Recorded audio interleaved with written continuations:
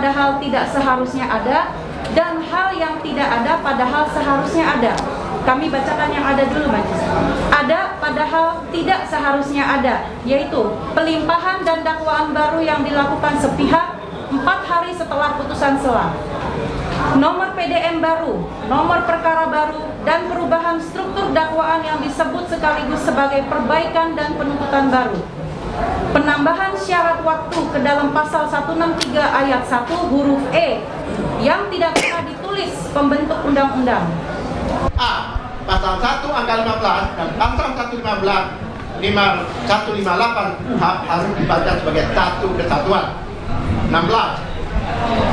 Termohon dan ahli yang diajukan. Bisa Anda menyaksikan breaking news, dan saat ini dari kaca Anda telah menyaksikan dua pengadilan di mana ada Raul Suryo dan juga Dr. Tifa. Pendapat tersebut memisahkan dua kesatuan yang justru harus dibaca secara sistematis. 17. Pasal 1 angka 15 KUHP secara tegas mendefinisikan pra-peradilan sebagai kewenangan pengadilan negeri untuk memeriksa dan memutuskan keberatan atas tindakan penyidik dalam melakukan penyidikan atau tindakan penuntut umum dalam melakukan penuntutan menurut cara yang diatur dalam undang-undang ini. Norma ini adalah bagian dari undang-undang dan punya daya ikat yang sama dengan pasal lainnya. 18. Pasal 158 KUHP tidak memuat kata hanya semata-mata. Perumusan yang lain yang menyatakan pasal 1 angka 16 tidak dapat digunakan. Pasal 159 ayat 1 pun hanya menyatakan bahwa wewenang sebagaimana dimaksud dalam pasal 158 dilaksanakan oleh pra-peradilan. Pasal tersebut tidak menghapus pengertian dan jangkauan tindakan penuntut yang sudah dinyatakan dalam pasal 1 angka 15. 19. Frasa menurut cara yang diatur dalam undang-undang ini justru membawa pemeriksaan kepada pasal 35 ayat 4, pasal 163 ayat 1 huruf E, dan pasal 206 KUHP. Jadi yang dimohon pemohon ialah pengujian apakah tindakan penuntut termohon telah dilakukan menurut cara yang diwajibkan. 20. Penafsiran termohon membuat frase tindakan penuntutan umum dalam melakukan penuntutan kehilangan fungsi. Hakim tidak boleh menambahkan kata hanya dalam pasal 158, kemudian memakai tambahan tersebut untuk meniadakan rumusan tegas pada pasal 1 angka 15. 21. Ref finding atau penemuan hukum memang dikenal dalam praktek peradilan, tetapi tidak boleh dipakai untuk menciptakan kewenangan baru bagi penuntut umum atau menyediakan kewenangan pengawasan yang telah dirumuskan undang-undang. Diskresi tidak melahirkan kompetensi harus bersumber dari hukum. Rekan kami ya.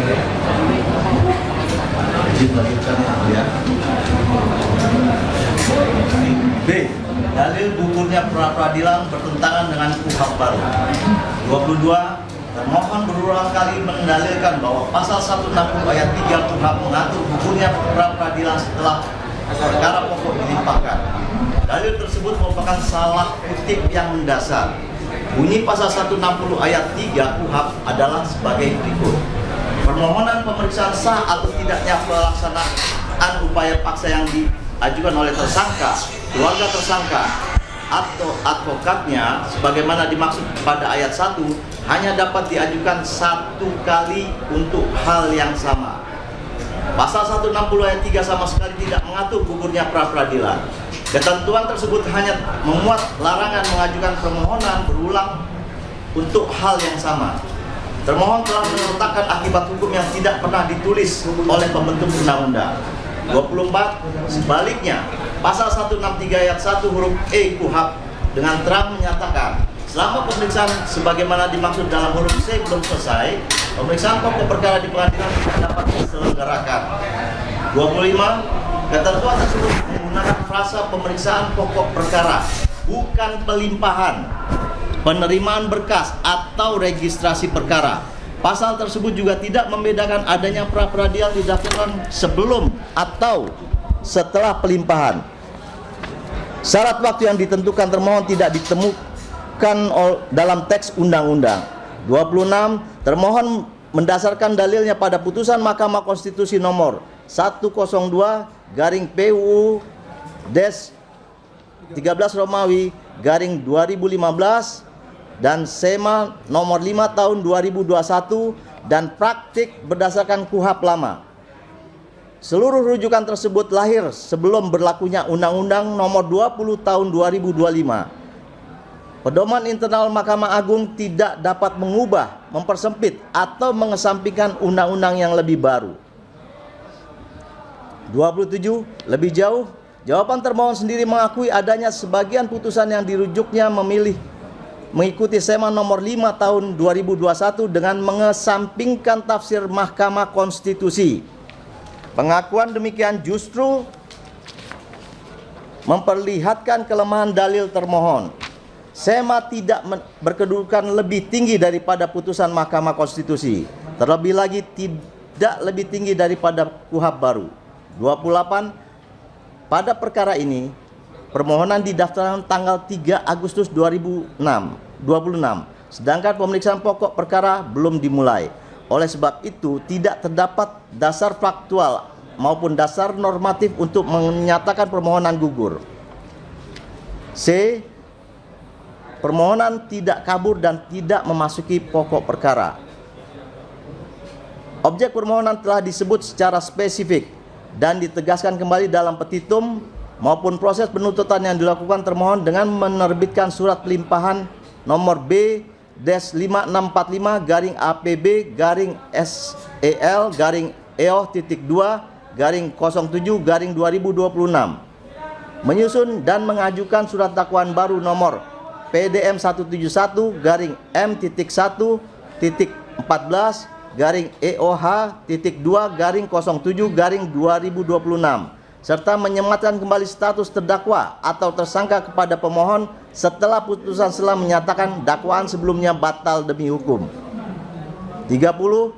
Permohonan juga menjelaskan norma yang dilanggar, urutan peristiwa, dokumen yang dipersoalkan, serta akibat hukum yang dimohonkan. Bahkan termohon mampu memetakan permohonan ke dalam 4 kelompok argumentasi dan menjawabnya sepanjang 25 halaman. Karena itu, dalil obscure libel diterbantahkan oleh jawaban termohon sendiri.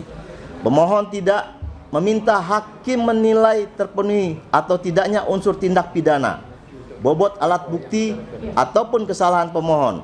Perbandingan antara dakwaan lama dan dakwaan baru digunakan terbatas untuk menguji kebenaran klaim termohon bahwa yang dilakukan hanyalah perbaikan. Pemeriksaan tersebut menyangkut legalitas langkah penuntutan, bukan pembuktian kesalahan pidana. 32. Perma nomor 4 tahun 2016 yang dikutip termohon mengatur batas pemeriksaan terhadap permohonan tidak sahnya penetapan tersangka dalam rejim KUHP lama. Perma tersebut tidak dapat dipakai untuk menghapus objek dan prosedur yang kemudian diatur secara berbeda oleh Undang-Undang nomor 20 tahun 2025. Dalam pokok perkara, akibat hukum putusan selah harus dihormati. 33. Putusan selah nomor 301-Pit.B/2026-PN.JKT.Tim telah diucapkan dalam sidang terbuka untuk umum pada tanggal 23 Juli 2026. Amar putusan tersebut jelas. Perlawanan diterima. Dakwaan nomor PDM 133 batal demi hukum dan berkas perkara dikembalikan kepada penuntut umum. 34. Pasal 206 ayat 2 KUHP menyatakan, dalam hal hakim menyatakan perlawanan tersebut diterima, perkara tersebut tidak diperiksa lebih lanjut.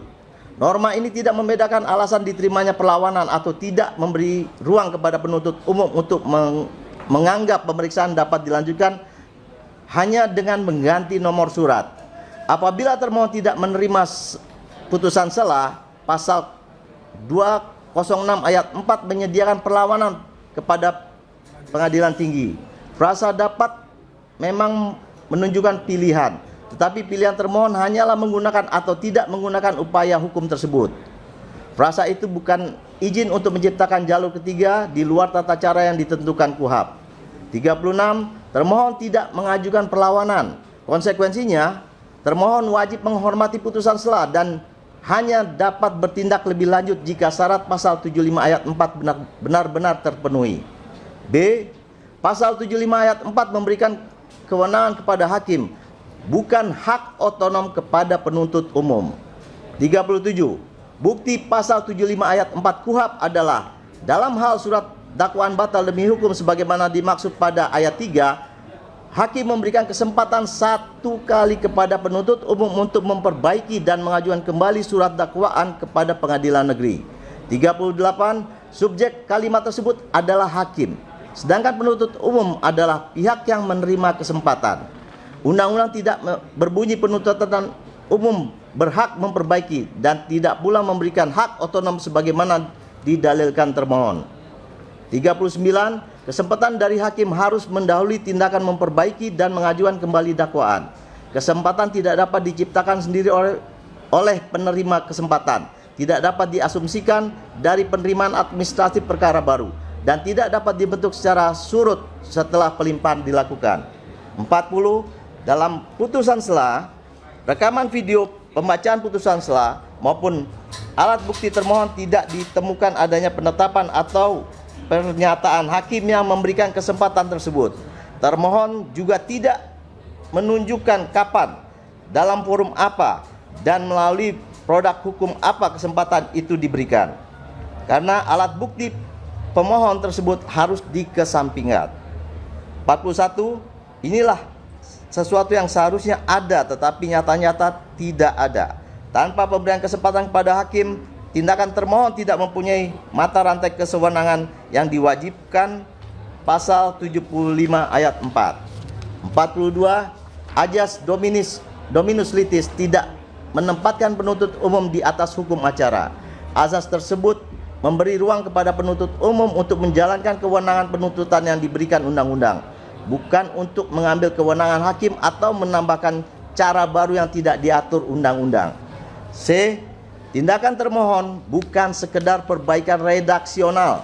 43. Tindakan surat dakwaan baru menggunakan nomor PDM baru yaitu PDM-71-M-1-EOH-2-07-2026. Perkara kemudian memperoleh nomor register baru yaitu 335-B-2026-PN-JKT Tim. Termohon sendiri menyebutkan sebagai new trial initiation dan awal proses penuntutan baru. Struktur surat dakwaan tersebut juga berubah secara nyata. Rujukan pasal 128 ayat 1 KUHP dihapus. Satu kelompok dakwaan tersendiri dihilangkan. Kelompok dakwaan ITE dinomori ulang dan konstruksi uraian dipindahkan. Perubahan tersebut bukan semata-mata koreksi ejaan atau kesalahan ketik. 45. Termohon tidak dapat menggunakan dua dalil yang saling meniadakan. Ketika membela pasal 75 ayat 4, tindakan disebut perbaikan. Tetapi ketika menjelaskan status pemohon, tindakan yang sama disebut awal proses penuntutan baru. Keduanya mempunyai akibat hukum berbeda dan tidak boleh dipertukarkan sesuai kebutuhan argumentasi. 46. Sekalipun yang mulia hakim berpendapat pasal 75 ayat 4 memberikan kesempatan secara normatif, termohon tetap wajib membuktikan bahwa tindakannya benar-benar merupakan perbaikan dalam suatu kesempatan yang diberikan undang-undang, bukan pembentukan penuntutan baru secara sepihak. Beban penjelasan tersebut tidak terpenuhinya oleh termohon. Dilanjutkan oleh rekan kami yang mulia.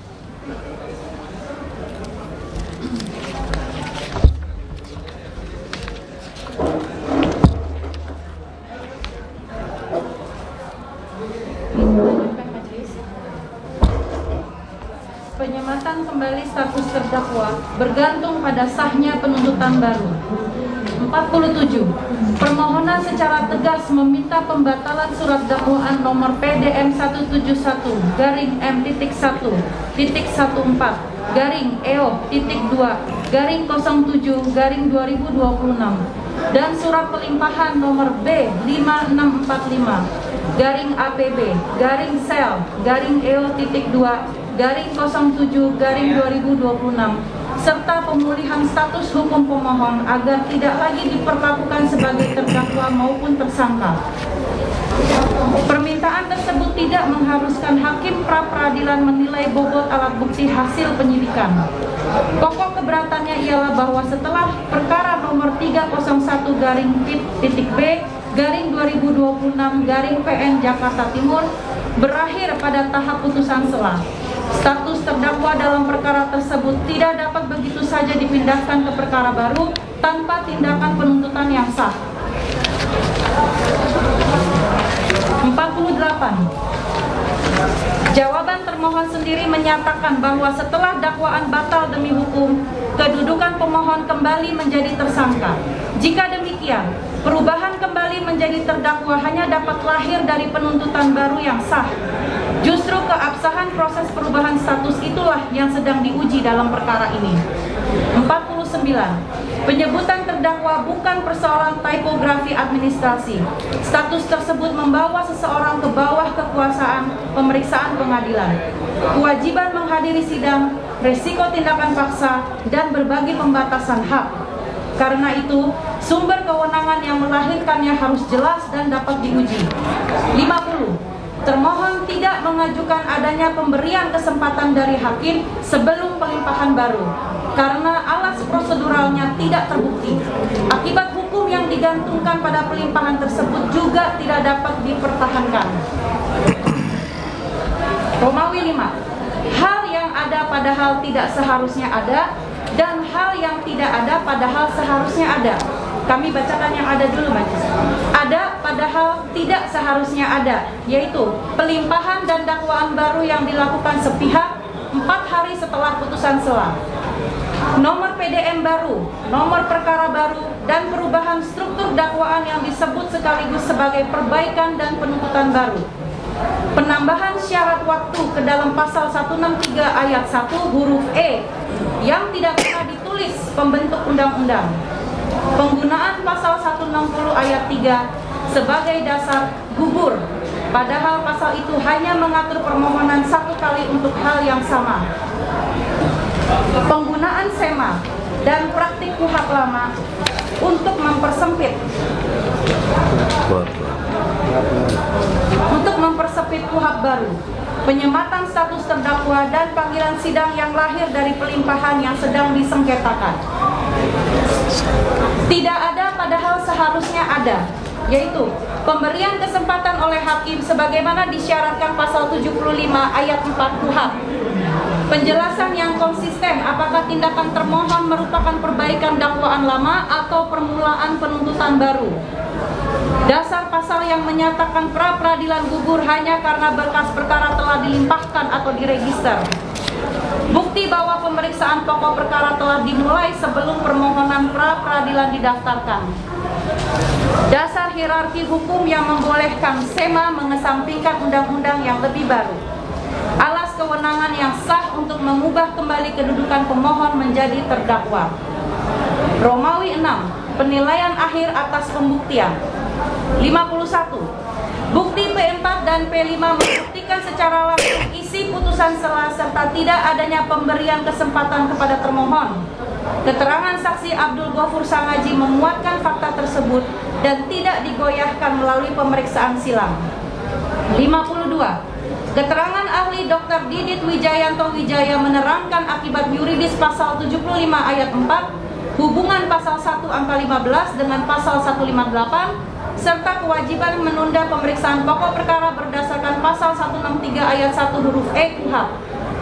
53. Bukti P6 dan P7 membuktikan bahwa termohon bertindak tanpa menunjukkan adanya pemberian kesempatan dari hakim. Bukti P8 dan P9 memperlihatkan tindakan lanjutan yang menempatkan pemohon kembali sebagai terdakwa dan memanggilnya ke persidangan. 54. Sementara itu, jawaban termohon mengandung salah rujuk terhadap pasal 160 ayat 3, kesalahan tanggal pendaftaran permohonan, kesalahan tanggal putusan sela, serta pertentangan internal antara dalil perbaikan dan pengakuan adanya penuntutan baru. 55. Dengan demikian, pemohon telah membuktikan bahwa tindakan termohon bukan sekedar persoalan administrasi, melainkan tindakan penuntutan yang dilakukan tanpa mata rantai kewenangan yang lengkap. Tindakan demikian merupakan error in procedendo dan tidak dapat disahkan hanya dengan menyebut asas dominus litis atau res finding. Izin majelis dilanjutkan oleh rekan-rekan. Iya. Romawi 7 petitum. Berdasarkan seluruh uraian alat bukti dan fakta persidangan tersebut, pemohon memohon kepada Yang Mulia Hakim Tunggal Pra Peradilan pada Pengadilan Negeri Jakarta Selatan yang memeriksa dan memutuskan perkara ini agar menjatuhkan putusan sebagai berikut. 1. Menerima dan mengabulkan permohonan pra peradilan yang diajukan oleh pemohon untuk seluruhnya. 2. Menyatakan bahwa proses penuntutan yang dilakukan oleh termohon dalam menyusun surat dakwaan terhadap pemohon telah dilakukan secara melawan hukum dengan melanggar pasal 75 ayat 4 Undang-Undang Nomor 20 Tahun 2025 tentang KUHP junto putusan sela perkara nomor 301 garing P.B garing 2026 garing PN Jakarta Timur tanggal 21 Juli 2026 di Pengadilan Negeri Jakarta Timur sebagai tersangka adalah pemohon. Menyatakan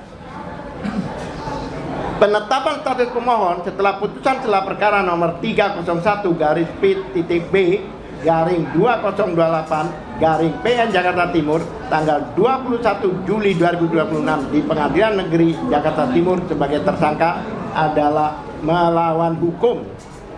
4. Memerintahkan termohon untuk mematuhi hukum acara dengan menempuh instrumen perlawanan ke Pengadilan Tinggi sebagaimana diwajibkan oleh pasal 206 ayat 4 Undang-Undang Nomor 20 Tahun 2025 dan bukan perbaikan surat dakwaan secara sepihak. 5. Menyatakan bahwa status hukum pemohon Fauzia Tiasuma pasca dijatuhkan putusan sela nomor 301 garing P.B garing 2026 garing PN Jakarta Timur adalah bukan sebagai terdakwa maupun juga bukan sebagai tersangka. 6.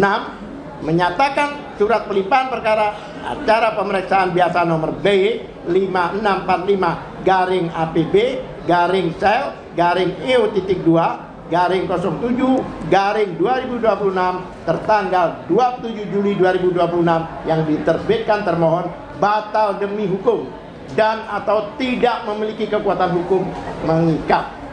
7. Membebankan segala biaya yang timbul dalam perkara ini kepada negara. Subsidiar, apabila yang mulia Hakim Tunggal Pra Peradilan berpendapat lain, mohon putusan yang seadil-adilnya ex equo ex bono. Demikianlah kesimpulan ini disampaikan atas perhatian dan kebijaksanaan yang mulia Hakim Tunggal Pra Peradilan. Pemohon menyampaikan terima kasih. Hormat kami Koordinator Advokat Pembela Dr. Tifa TPDT Dr. Andes Abdullah Al-Katiri Sarjana Hukum MBA. Terima kasih. Silakan termohon. Izin, Bang Remboy ngomong. Oh, di sini ada Remboy.